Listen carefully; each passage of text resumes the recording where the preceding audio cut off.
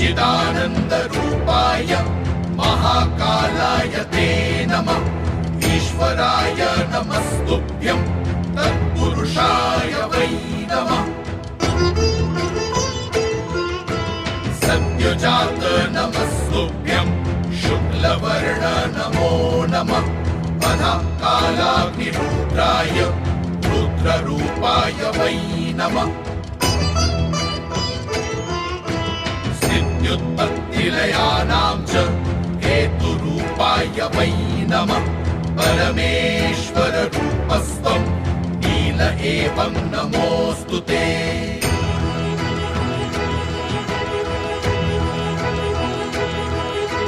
पवनाय नमस्तुभ्यं हुताशन नमोऽस्तु ते। सोमरूप नमस्तुभ्यं सूर्यरूप